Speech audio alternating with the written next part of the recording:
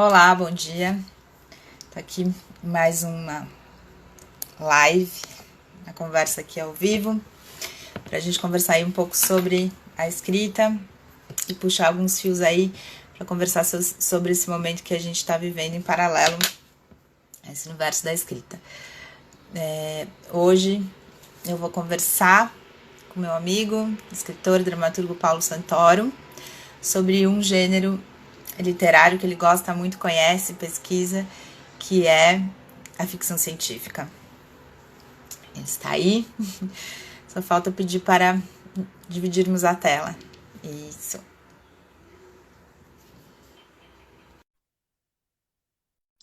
Está entrando. Estamos aguardando o Paulo Santoro. Olá. Oi, Paula. Tudo Foi bem? fácil, viu? Bom dia. Você achou que eu não ia conseguir, hein? Você estava me chamando no WhatsApp e falei, meu Deus do céu, o que está acontecendo? Não, eu te chamei no WhatsApp para saber se você estava em ordem aí. Claro. Para falar assim, tô aqui, tô aqui. Tudo bom?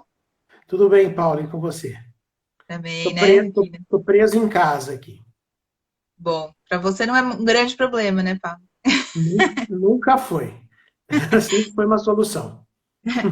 Paulo tem uma peça linda que chama Plínio contra as Estrelas, né? Do menino que não queria sair de casa. Ah, então, tá Do vendo? quarto, na verdade. Do É, quarto. levemente inspirado em mim. Bom, como eu estava falando de centrar, com o Paulo dá para conversar sobre muitos assuntos, porque é uma pessoa muito culta e É, um grande artista. E aí a gente resolveu conversar sobre uma das questões que você estuda bastante, que você gosta, que é a questão da ficção científica, né? Da escrita da ficção científica. Eu acho que tem alguma coisa a ver com esse momento que a gente está vivendo, né, Paulo? Parece uma distopia e parece algo. Opa, caiu pois aqui. Ah, até falei disso, caiu aqui. é. Eu queria que a gente começasse pelo começo um pouco, assim. Queria que você falasse um pouco como é que você define, como é que se define essa questão do que é ficção científica. E Aham, pensando de ontem para hoje, foi a primeira vez que eu pensei, nossa, parece uma contradição em termos, né? Ficção científica. pois é. E como é que você vê isso com esse momento aí que a gente está vivendo, para a gente começar? Bom, para começar, assim, quero dizer que eu não sou nenhum doutor especialista no assunto de ficção científica, né? Hum. É, mais um curioso, eu gosto muito do assunto, leio um pouco. Tá difícil, Você desculpa. leio um pouco. Eu coloquei uma pilha de livros de cada lado do celular aqui, ó, para ele não cair. Não sei que nunca caiu, Tá só vendo? hoje. Acho que é ficção científica. Então, porque senão ia cair também. Então, eu não sou nenhum doutor. Toca quando alguém toca aqui, ele cai, tá vivo hoje o negócio. Vai, acho que agora vai. Vai. Mas Vai, então, desculpa. imagina. Então, assim, eu tenho mais uma curiosidade sobre o assunto. Eu gosto tanto de ciência em si mesmo, né? Uhum. Sempre gostei de estudar muito filosofia da ciência, que é como que as coisas são descobertas, né? O processo de descoberta das verdades, ou pelo menos das verdades provisórias sobre o mundo, né? É cada vez mais provisório. E a gente tem, então, eu tenho esse gosto até de escrever, depois a gente pode falar também sobre o que eu escrevi, mas o fato é que, assim, em termos de ficção científica, em primeiro lugar, poderia haver tem uma divisão que é feita, embora, como toda divisão, seja bastante discutível, né, entre uma ficção científica hard e uma visão científica soft, né? A hard, que é como, por exemplo, do Arthur Clarke, do Robert Heinlein, que são, assim, é um tipo que menos me interessa, né? Mas ela é mais focada nas minúcias tecnológicas, a hard, né? Você tem o autor, ele procura ser mais fidedigno com as possibilidades da ciência, e com as possibilidades tecnológicas, enquanto a ficção científica soft, que é a que me interessa mais, é uma ficção científica mais voltada para a questão humana, né?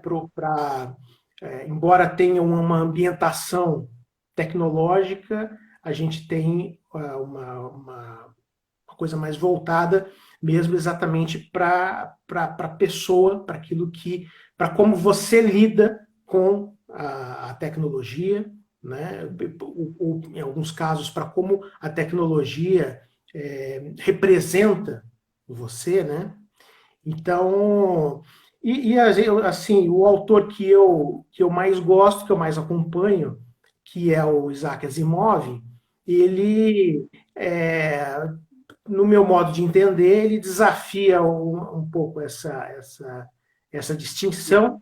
Ele é mais, às vezes é mais associado ao hard, né? Talvez pela sabedoria dele, pelo conhecimento dele, ele escrevia muita não ficção, né? Então ele tem livros sobre astronomia, sobre física, tem um livro sobre o cérebro. Então ele estudava tudo, todas as ciências, ele estudava a fundo e era um bom divulgador, né? Eu fiquei muito impressionado com, sei lá, uns 20 anos, eu li um livro dele chamado Colapso do Universo, que é sobre física e chegando à parte de astronomia, né? E eu fiquei impressionado de entender certas coisas bastante complexas da forma como ele explicava, né? Era uma pessoa que tinha uma didática muito boa para escrever. Então ele escrevia muita não ficção e talvez por isso fosse associado ao hard, né? Porém, no meu modo de entender, ele traz muito na parte humana, né? Até mesmo a questão da inteligência artificial, que ele viu muito, e que era um dos primeiros temas que você até sugeriu, né? Para mim, quando a gente estava discutindo, você falou assim, inteligência artificial e tal, Eu e lembro eu de que você gostar muito. eu que ampliei assim para ficção científica, mas no fim a gente vai acabar voltando, vai acabar indo para a inteligência artificial, que é o assunto que mais me empolga, porque a inteligência artificial, em muitos casos, ela faz uma representação do ser humano, né? Para quem viu, em geral, as pessoas têm mais conhecimento de Cinema. cinema, né? Assistiram, né? Para quem viu Blade Runner, por exemplo, que é baseado num livro, mas o filme é muito diferente do livro. O livro, o filme, a gente tem ali os androides, né? Buscando viver mais tempo, os androides buscando falar com o Criador, né? Para viver mais tempo. É toda uma analogia com a busca humana pela verdade, pela transcendência, né? Então, em muitos casos, a ficção científica consegue trazer isso para a gente, para o leitor. Né?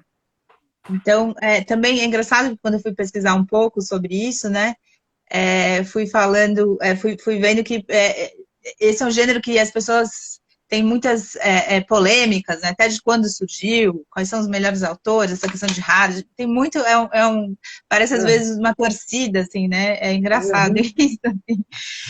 E aí falam que mais ou menos surgiu a ficção científica mesmo, lá pela década de 20, né? Alguns falam que o livro da Mary Shelley, o Frankenstein, é de ficção científica, outros que não é de ficção científica. A ficção científica só veio lá pela década de 20 com uma revista norte-americana, né? Enfim. Queria que você falasse um pouco aí dessa polêmica do início da ficção. Essa coisa das revistas americanas até vão um pouco mais para essa parte hard, e aí as pessoas, né, alguns vão dizer que começam ali, mas o H.G. Wells, né, ele já escrevia Frankenstein antes ainda, mas o H.G. Wells no fim do século XIX, né, escreveu A Máquina do Tempo, é um dos meus livros preferidos, né? Máquina do Tempo, do H.G. Wells, porque ele, embora seja um dos primeiros livros sobre esse assunto, né, da viagem no tempo, eu acho que ele foi muito mais longe do que muitas tentativas posteriores aí, né? Muito mais longe no sentido da viagem mesmo. A viagem no tempo do livro dele, eles viajam muito para o futuro, para uma situação em que a própria espécie humana já se transformou numa coisa completamente diferente, né? Então, para mim também é uma ideia, uma história que desafia a nossa sensação de estar no ápice da evolução, né? A gente Estamos vivendo nesse momento também, né? não, pois é, a gente estuda história, né? A gente lê sobre história, lê sobre o passado e tudo parece que converge para aquilo que somos hoje, né? Então, agora, como foi que aconteceu para chegarmos aqui do alto da nossa, né, dessa nossa, o auge da nossa capacidade tecnológica, da nossa capacidade intelectual e da nossa capacidade espiritual, né? E então esse foi um livro que já desafiou isso muito, muito, muito cedo, o que para mim mostra o potencial da ficção científica, né? Se você começa a imaginar, né, e fazer, né, o que seria ser, que é uma coisa que eu pensei em falar também depois, ele tem esse potencial de trazer para a gente uma visão que diferencia a gente daquilo que a gente pensa que é, digamos assim. A Cida está falando que ela acha esse livro fantástico, A Máquina do Tempo, e que ela fez um curso com você na Casa das Rosas. Estou vendo aqui também a É, Cida. aqui. Sim, não, A Aí Máquina do Tempo é sensacional. perguntaram também se Metrópolis é ficção científica e se eram os deuses astronautas do Asimov, mas não é, né? Eram os deuses astronautas. É Não, uma Eros e outra os Astronautas história. não é do Asimov, não. Não é do Asimov, é uma outra história. O Eros e os Astronautas é uma outra coisa. Já é uma. Eu li esse livro faz muito tempo, mas ele é não é nem ficção, quer dizer, talvez ele seja ficção Não, sem dizer que sem querer ser, né? sem querer ser uma especulação sobre algumas coisas. E você falou do Metrópolis, o filme, né? O Wagner perguntou se Metrópolis é uma. Acho que foi o Wagner, é uma ficção científica. Deve ser um filme, imagino. Né? Também deve ser o Metrópolis do Fritz Lang, talvez, que eu esteja falando. É uma ficção científica, né? É uma ficção científica, sim. E o que mais? Bom, Você tinha me falado do. Não, que eu vou lendo as perguntas aqui, a gente vai Tá bom. pondo tudo junto aqui. Mas é mais ou menos isso. Então, eu queria que você falasse aí um pouco, né? Você falou desse começo da Sim. ficção científica. Por que esse é um gênero que tem tantos, assim, aficionados, tantas discussões e revistas, e o que move aí? O que tem para você, por exemplo, que é um cara que lê muita coisa e tudo mais, o que tem na ficção científica? Eric von Däniken, pretende ser realista, falou. Exato, Von Meia. Däniken, isso mesmo, Isso. pretende ser realista, exato. Bom, no caso do que você perguntou, eu tenho, conforme eu disse, eu tenho uma certa leitura em ficção científica, mas eu sou bastante parcial, né? Não tenho uma visão assim tão abrangente, né? Para falar de todas as linhas. Eu acho Nem que. daria tempo, Paulo. Hã? Nem daria Não tempo. não daria tempo. Não, eu sei, você tá me me sugerindo uma maneira eufemística de dizer que eu não tenho conhecimento. Não, olha, eu não teria tempo para falar sobre todo, eu não teria tempo para falar sobre todos os assuntos, né? Mas a gente tem um exemplo de um tipo de leitura que pode acontecer, que eu fiz recentemente, a leitura do livro chamado Tropas Estelares, que é do Robert Heinlein, que é um autor bastante considerado na ficção científica, de algumas décadas atrás, e eu fiquei bastante desapontado com o livro. Ele é um livro extremamente hard nesse sentido, né? No sentido ele é muito, eu achei um moralismo um tanto raso no livro, é uma coisa que não tem de forma nenhuma no Asimov. Então, assim, eu sinto que uma pessoa comum, uma pessoa normal, que fosse experimentar ficção científica pela primeira vez lendo Tropas Estelares do Robert Heinlein, um livro bem conceituado, pode ter uma visão, pode ter uma sensação um tanto diferente, um tanto distorcida do potencial da ficção científica. Foi um livro que não me inspirou nenhum pensamento sobre a condição humana, né? Não me inspirou, mesmo a parte da trama, ela é bastante pouco interessante.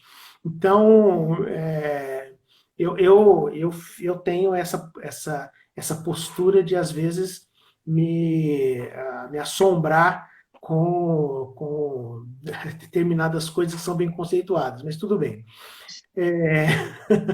Eu acho que uma coisa que eu acharia muito interessante comentar, né, e que também tem a ver com o que você sugeriu inicialmente, é exatamente a questão vamos dizer, da tradição assim, da inteligência artificial na ficção científica, né? E é uma coisa que eu até começaria mostrando para você. Queria saber se você, que é do teatro também, já viu, não sei se aparece aí, só que aparece mais para Parece ao frente. contrário. A Fábrica de A Fábrica Robôs. de Robôs, do Karel Čapek. Já viu Não esse conheço. livro, essa peça? Não. Bonito, Essa, né? hã? É Bonito uma, livro. é uma edição bonita. É uma peça de teatro que foi montada pela primeira vez em 1921, né?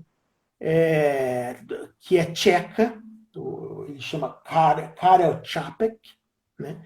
E nesse livro foi a primeira vez que se usou a palavra robô, né? Esse livro acaba tendo essa fama, né? Que a gente usa a palavra robô por causa dessa peça. não, a gente não sabia. No caso, é uma ficção científica que tem os robôs, que são máquinas criadas para servir o homem. A palavra robota do tcheco significa servidão, significa trabalho forçado. Então, o robô é o escravo, vamos dizer assim, né? A ideia da palavra robô é de escravidão. E essa história, a história desse livro aqui, coloca o robô como um problema, um perigo para o ser humano, né? Se você cria seres que conseguem, né, se mover por conta própria e fazer as coisas por conta própria, eles podem, em algum momento, achar que estão sendo explorados, né? Então tem uma coisa, sei lá, um marxismo científico, não sei, entendeu? E podem se rebelar e eles vão ser muito fortes e tal. Então, ele também é o começo dessa distopia dos robôs como um perigo. E o Isaac Asimov, ele leu essa peça, né? E ele não gostou da peça, como também não é realmente uma grande peça, vamos dizer assim, tá? Acabou ficando mais famosa por causa dessa Da ideia. questão, da ideia, da palavra. Todo mundo perguntou onde surgiu a palavra robô. Foi naquela peça. Aí a pessoa vai ler a peça. E nem é grande coisa. Mas o Isaac Asimov, ele sim, que diferente de mim, lia tudo, ele não gostou, não só não gostou da peça, como não gostou dessa forma de representação dos robôs. Ele imaginava a possibilidade de existir uma inteligência artificial ou pessoas criadas como uma coisa mais positiva. Ele tinha um certo otimismo, né? E é até uma coisa que é muito relaxante, pelo menos para mim, na leitura do Asimov, é o quanto nas histórias as pessoas pensam, dialogam, discutem, entendeu? Trocam ideias, né? Uhum. E agem sempre com motivo e com inteligência. Certo? Então, é tão diferente do que a gente vê nas notícias, né? E é tão diferente do tio do WhatsApp, né? Do que nos livros Asimov, todos os personagens são cientistas, entendeu? Então é muito relaxante, as pessoas elas conversam, Relaxante, acho. é relaxante. As pessoas conversam num nível racional, num nível em que você realmente pode se entender um com o outro. Mas, enfim, até esqueci por que eu fiz essa digressão, Tá falando que o mas Asimov foi lá, pegou no livro, nessa isso, peça que exato. não O é grande coisa, Asimov e transformou essa ideia em grande coisa, que o Asimov, tudo que ele escreve é grande coisa. Né? Acho que é um pouco Exato, isso. ele não ele tinha uma visão otimista do que poderia ser do que poderiam ser os robôs, né? Então ele escreveu já bem na juventude, com 20 e poucos anos, para os 30, ele escreveu, já começou a escrever seus contos sobre robôs, e para orientar essa distinção dele do robô como perigo, ele criou as 3 leis da robótica.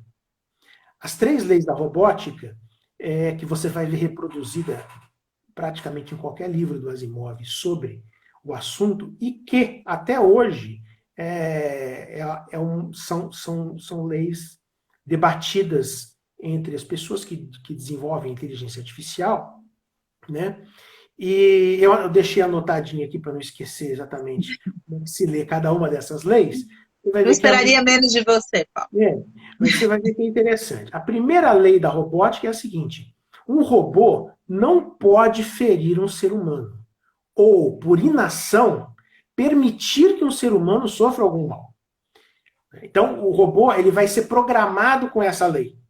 Ele é um robô, ele é programado por nós, né? Então nós dizemos para ele o que ele tem que fazer, que ele tem que servir, então nós podemos também programar essas leis. Então a primeira lei é essa: ele não pode ferir o ser humano ou deixar que o ser humano seja ferido por inação. A segunda lei da robótica é: um robô deve obedecer às ordens que lhe sejam dadas por seres humanos, exceto nos casos em que tais ordens entrem em conflito com a primeira A lei. primeira.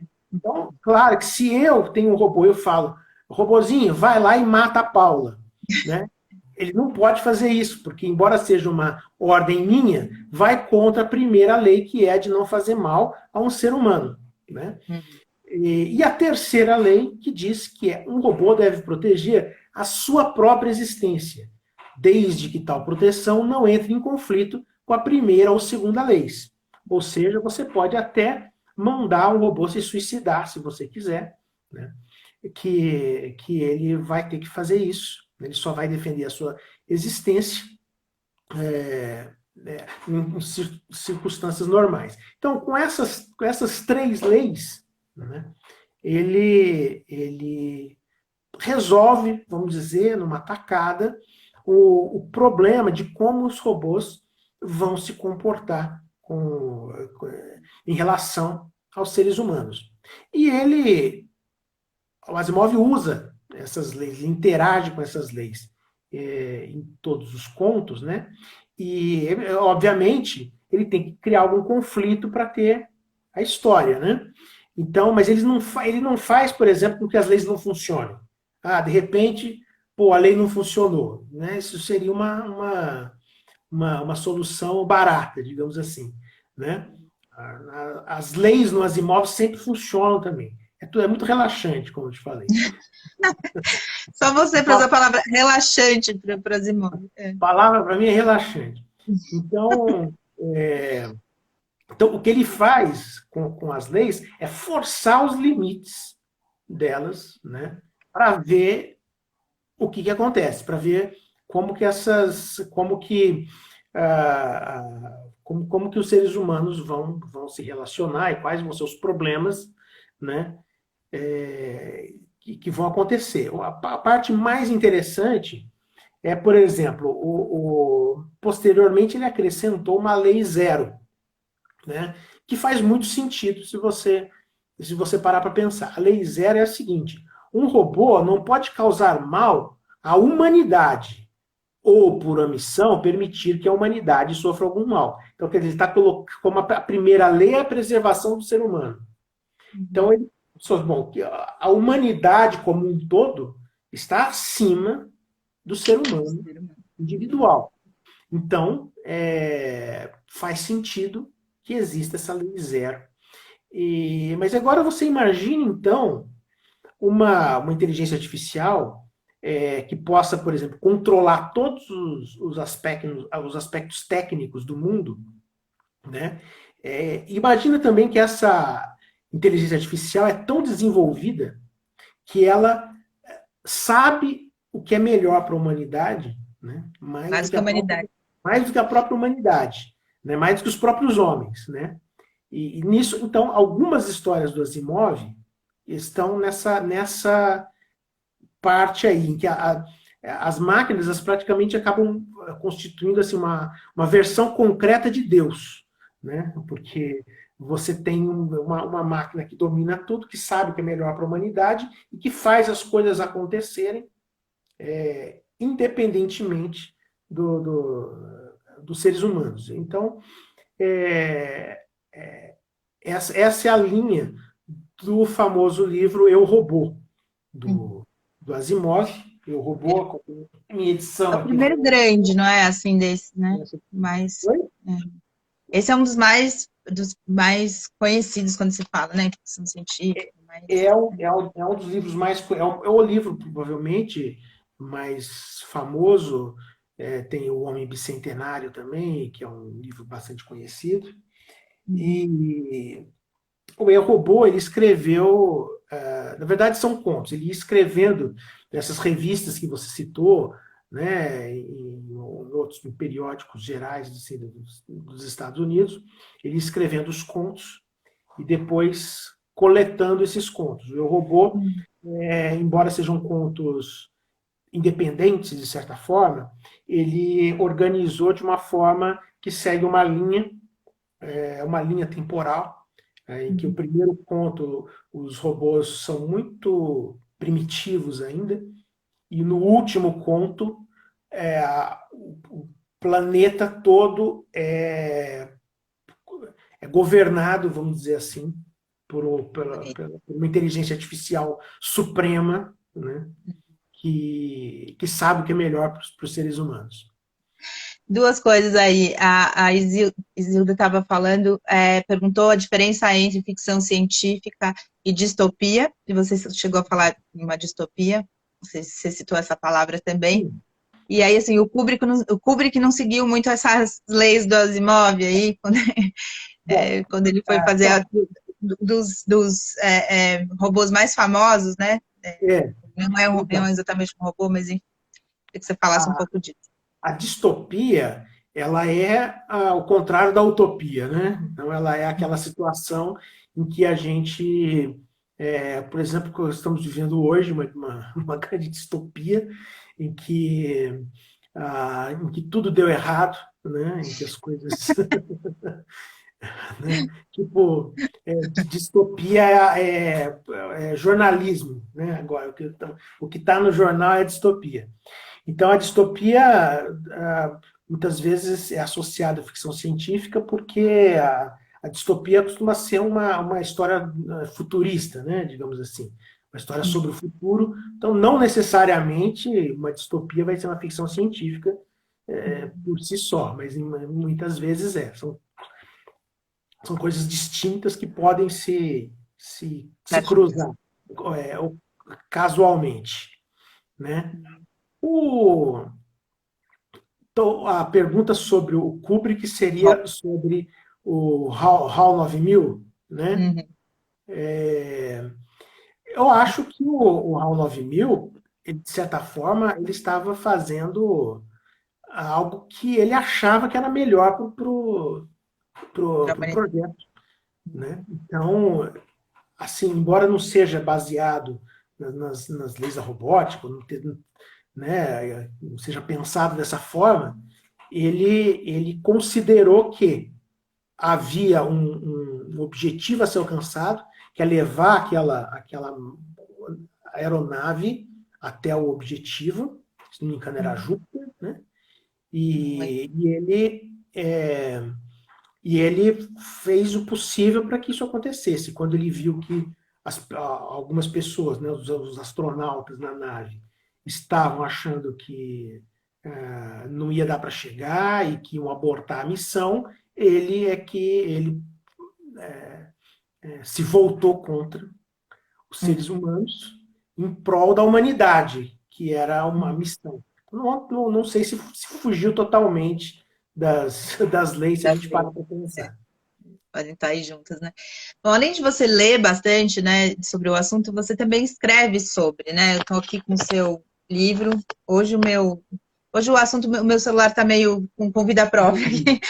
Esse é o livro, um dos livros do Paulo aqui, que é A Vida Longa dos Vermes, tem a ver com Isso. esse assunto. Tem a Uhum. peça, uma peça que ele ganhou o prêmio também do Centro Cultural São Paulo, que também falava sobre essa questão, né? Uma peça super bonita, aliás, bem montada. Eu lembro dela toda branca, assim. Queria que você falasse um pouco como é que você coloca isso também, não só como um leitor, como um estudioso, né? Porque dá para vocês verem quando o Paulo estuda um negócio, lê, ele estuda aquilo, mas como um autor, né? Que também se utiliza desse universo para criar, né, sua ficção.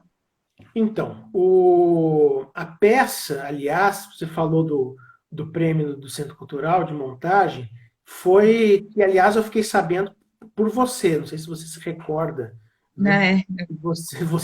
Você colocou no Facebook e eu fiquei Ai, que sabendo por ótimo. você. Você ficou sabendo antes de mim, colocou no Facebook, e aí que eu vi, falei que bacana. Que a peça é essa daqui, né? O teste de Turing, esse aqui é a publicação do Centro Cultural São Paulo, que foi distribuído, né, o texto da peça para quem foi assistir. E, bom,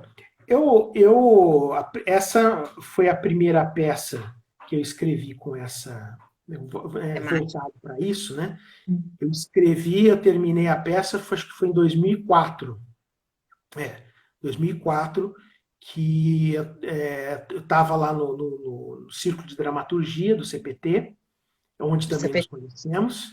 Né? Eita, que tá vivo mesmo o negócio hoje. Onde também nos conhecemos, né? E eu... CPT é o Centro de Pesquisa Sempre Teatral, que era pesquisa dirigido teatral, pelo Antunes Filho, diretor. e era Que a gente fazia dirigido pelo parte Antônio Filho. do núcleo de dramaturgia. Exatamente.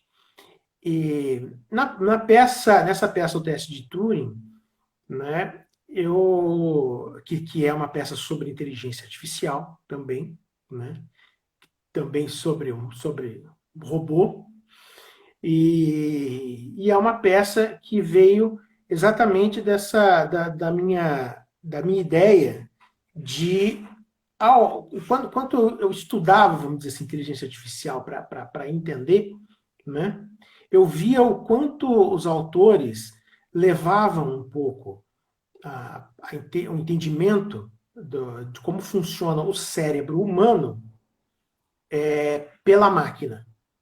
Vamos explicar melhor. Muitos autores acham que o cérebro humano funciona como um computador e que, portanto, você poderia então criar artificialmente o que seria um ser humano. Né? Se você consegue fazer uma máquina que se comporte como um ser humano, você está fazendo um ser humano. E aí a gente se perguntaria, o que somos nós realmente, se nós somos capazes de fazer um objeto, de criar um objeto artificial, né, de ferro, que processa zeros e uns, e dizer que esse objeto ele também seria um ser humano. É daí que vem o Peraí, Turing. vamos voltar para esse processo a zeros e uns. Para você pode ser muito, muito Né? óbvio, mas dá uma explicadinha aqui. O que Não, quer zeros dizer e uns, processo a zeros e uns? zeros e uns é porque o fundo do processamento na informática, né, o computador ele entende zeros e uns, vamos dizer assim, a máquina, né, o processador, o chip, tudo lá é reduzido a uma sequência de zeros e uns. Tá? Essa é um fundamento da tecnologia, da informática, porque lá no começo, quando as primeiras ideias sobre computador, né, você tinha a possibilidade apenas, você usava válvulas, né, coisas muito simples, em que você só tinha o estado aceso ou desligado, apagado ou desligado, aceso ou apagado. Né? Então, o aceso é o 1 e o apagado é o 0. Você junta tudo isso, você cria informação, né? Conceito binário, está dizendo Wagner. Conceito binário, exatamente. Mas, enfim, voltando lá, onde é que eu estava que você me fez Estava essa falando pergunta? que se a gente pode refazer o cérebro humano, se a Sim. gente pode Então, construir uma máquina. exato. E por que Turing? Né? Tem o nome da peça é o teste de Turing. O Turing se refere ao Alan Turing, que é o pai da informática, o pai da computação para muita gente. Ele foi um cara que... Fizeram um filme sobre ele, né, recentemente. Um filme que mostra o mesmo ator que faz o Sherlock, né? E, e ele foi um cara que participou na Segunda Guerra Mundial, criando exatamente uma máquina que ajudou a decodificar as transmissões dos nazistas, né? A máquina Enigma, que chamava, a máquina alemã. E o Turing, eu tenho até um vídeo no YouTube, se você o meu vídeo mais assistido é o vídeo que eu falo sobre o Alan Turing, lá no YouTube, em que ele teve Você tem o esse canal, né? Você meu fala. canal, ele teve esse papel importante e ele teorizou ele foi um primeiro teórico do funcionamento do computador, né, de como o computador funcionaria, né, a questão da entrada e saída de dados, enfim. E ele também teorizou o que seria um teste de inteligência, né? Que é um teste para saber se uma determinada máquina está realmente com uma inteligência artificial perfeita. Né? E esse teste é o seguinte: imagina que você coloque. Imagina que você vai diante de um monitor de computador, tá? Você vai conversar com alguém como se fosse num chat, né? Então a pessoa escreve para você, como se fosse no WhatsApp, a pessoa escreve para você escreve para ela escreve para você e tal. Então o importante é o seguinte: você vai conversar nesse monitor com duas contas diferentes, a conta 1 e a conta 2, né? Você vai interagir, perguntar o que quiser, falar com a pessoa, como se estivesse falando com uma pessoa normal. Depois de algum tempo, você vai precisar dizer Quem que é uma se, pessoa, quem se que é. um dos dois com quem você conversou na verdade, um computador te dando respostas, né, vamos dizer assim, de acordo com o que você quer ouvir. Né? Então, se você for capaz de dizer, não, o 1, ele claramente é um computador. Né? Eu perguntei para ele o que é uma maçã, ele respondeu bom dia. Aí no 2, tudo bem. Eu perguntei para ele aí como é que vai. Ele falou assim: tá na quarentena aqui, não sei o quê. Então, se você consegue diferenciar, Então, aquela inteligência artificial que estava controlando um dos terminais, ela Não tá não conseguindo. passou no teste de Turing. Hum. Agora, se você põe uma inteligência artificial lá, isso já tem, né? Você tem um monte de assistente virtual hoje, em aplicativo de banco, em aplicativo de loja, né? Hum. São extremamente primitivos. Basicamente, ele percebe que você perguntou alguma coisa sobre prazo, ele te dá uma resposta padrão, né? Você Hum. sabe que está falando com um Robô. assistente virtual, com um Hum. robô. Enquanto essa inteligência artificial perfeita que passaria no teste de Turing seria exatamente essa, aquela que esse indivíduo consegue conversar, consegue, então, interpretar o que você está falando, criar novas possibilidades na conversa.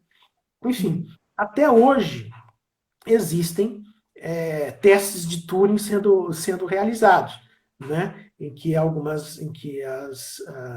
os programadores que fazem os programas de diálogo exatamente tentando passar no teste de Turing.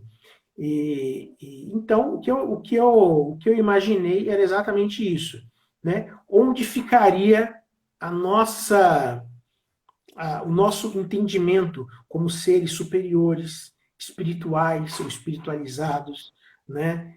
Inteligentes, sensíveis, né? Até bonitos, vamos dizer assim.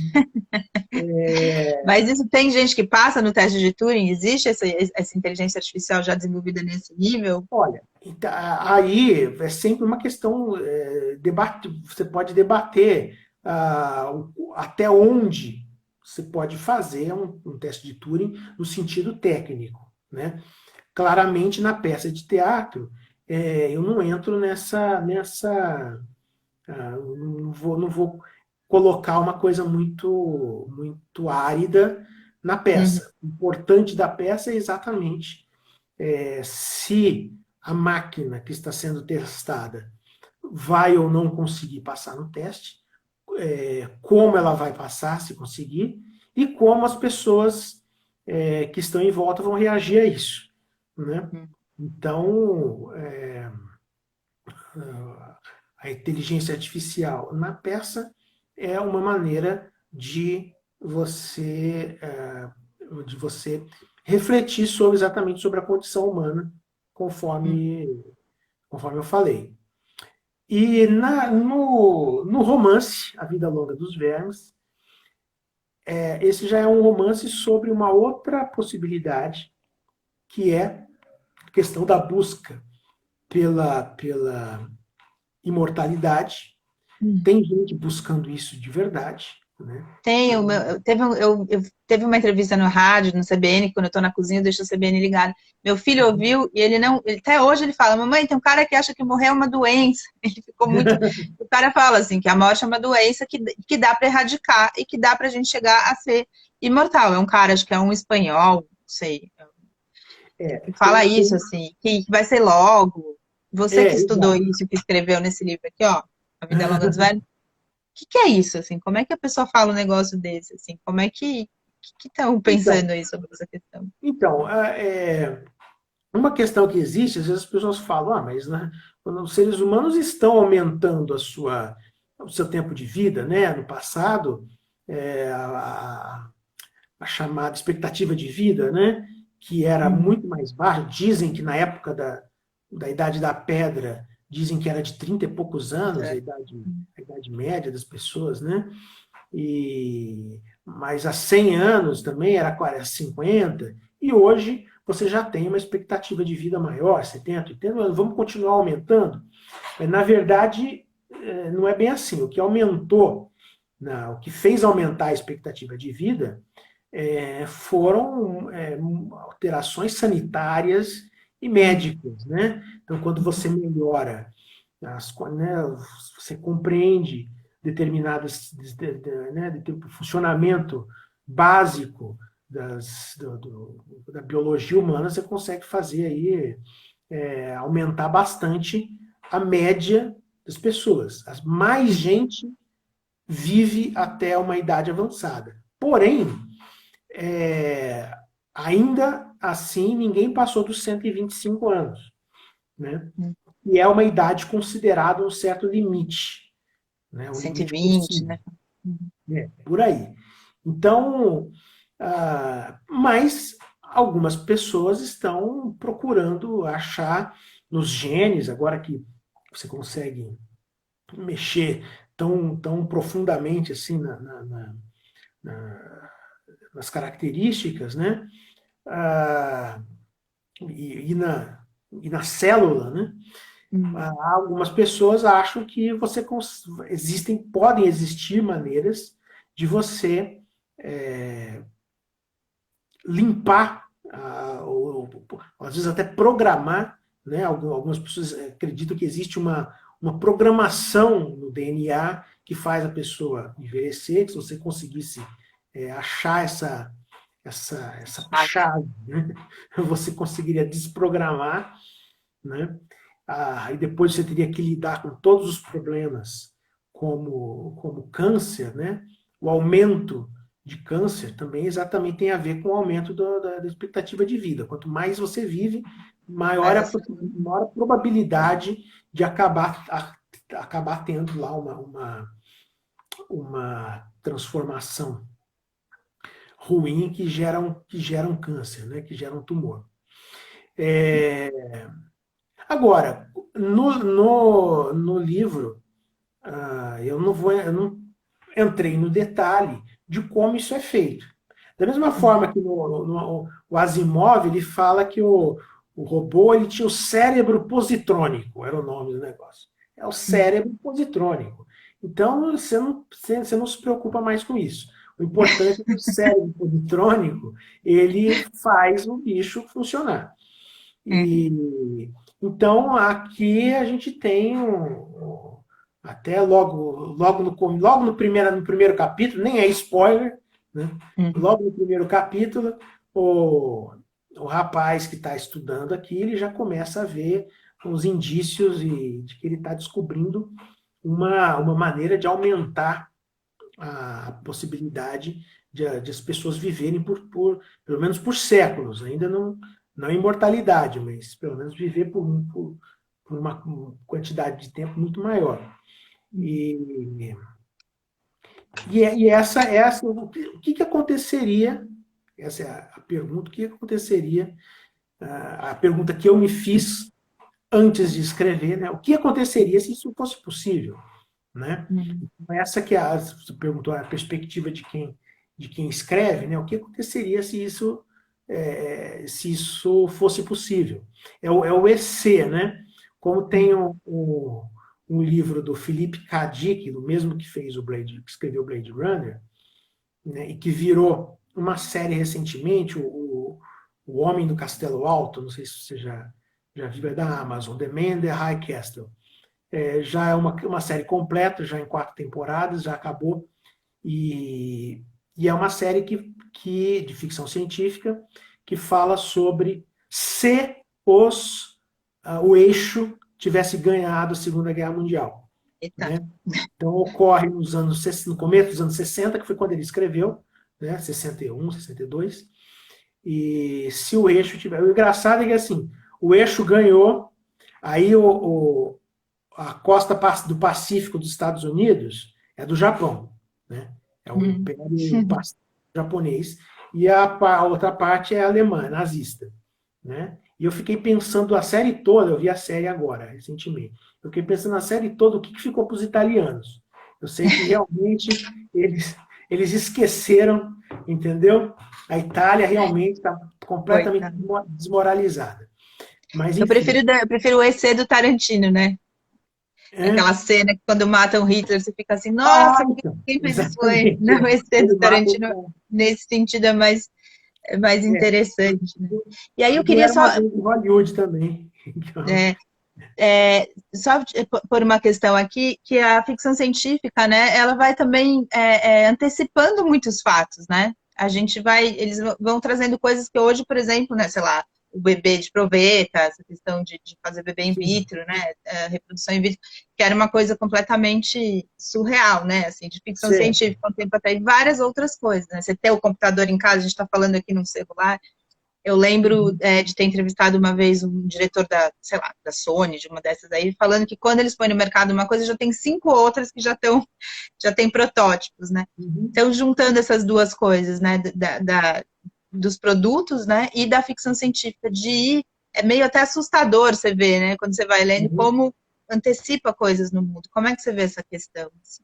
Não, isso mostra que exatamente que é uma criação baseada em coisas concretas, né? Você vê um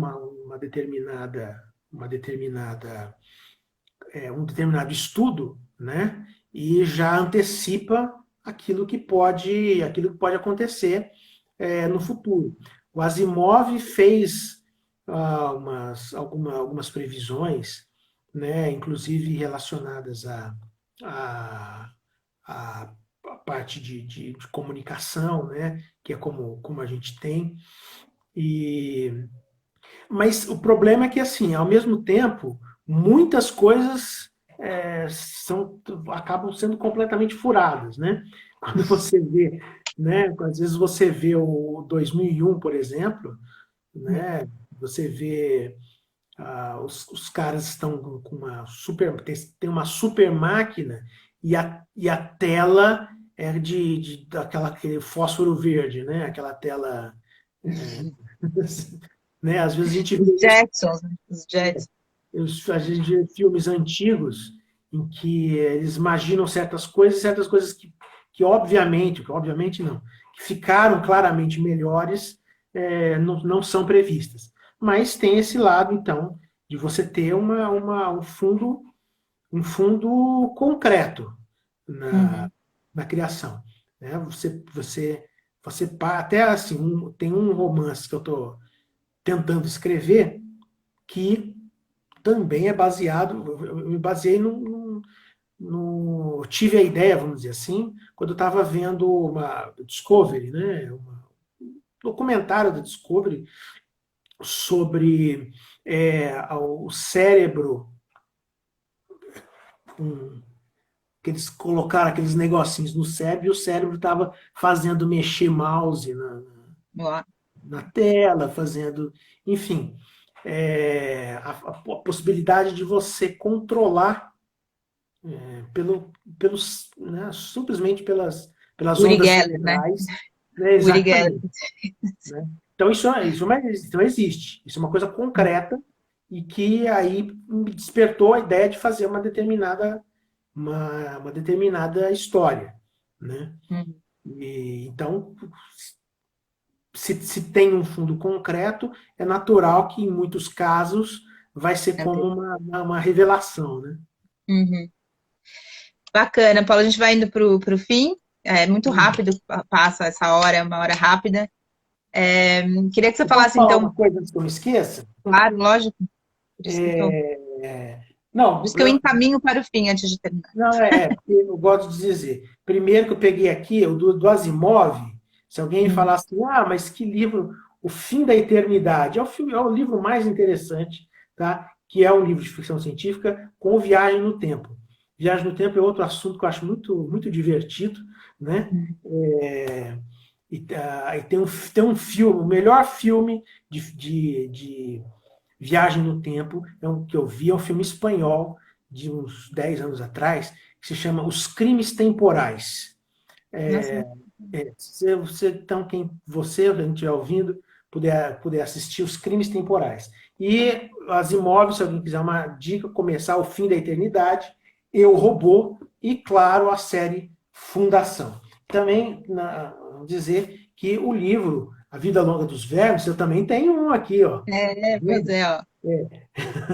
O livro A Vida Longa dos Vermes, você não permitiu, mas tô fazendo propaganda, né? Se alguém quiser comprar, Eu não permiti, é ótimo. se alguém quiser comprar, é só falar comigo, tá? escreve no meu e-mail, santoro.paulo@gmail.com, tá bom? Se alguém quiser comprar, E só, tem o perfil dele aqui também no Instagram, né? tem o perfil no Instagram, entendeu? Que é qual mesmo? Paulo RM Santoro, é isso? Paulo RM Santoro. O Claudinei tá falando que Fundação de Asimov é dos preferidos dele. Fundação é ótimo. São 7 livros. Caramba, ó, ele funda mesmo. Bom, eu queria agradecer o Paulo ter vindo aqui conversar sobre um dos muitos assuntos que a gente pode conversar, né? Enfim, é uma pessoa super culta e divertida. Eu agradeço, bom falar com você. E nesse momento, isso daqui é um jeito possível, né, da gente É, se ver, né? exato. Então, Paulo, eu que agradeço, né? Obrigado, espero que tenha sido interessante para você, para outras pessoas, legal, sei lá, instrutivo, enfim. Mas, de todo modo, eu que agradeço pelo convite e fico contente e vamos nessa situação aí, nesse nosso, como é que fala? Essa palavra lá, distopia, nessa nossa distopia, distopia. Vamos continuar nessa nossa distopia diária, né? mas obrigado por, por ter convidado. Fiquei muito contente de ser convidado e de conversar com você hoje. Tá bom, obrigada a todo mundo que veio. Vou terminar assim uns minutinhos antes, porque senão fica muito desespero. Assim, eu faço mais uma pergunta nessa hora e daí vem assim 28 segundos, 27 segundos. Ah, sei. Melhor terminar uns minutinhos antes para a gente poder terminar melhor. Eu agradeço a presença de todos, a presença do Paulo. Sigam-no nas redes sociais, sempre tem muitas questões interessantes que ele faz. E amanhã eu vou conversar com a Lígia sobre. Fagundes Oi? Fagundes Stélio. Não, ela pediu, mas eu tô pensando ainda se eu vou deixar ela vir, né? Sobre dramaturgia, sobre o estudo dela de dramaturgia no papel e a diferença no palco, tá bom?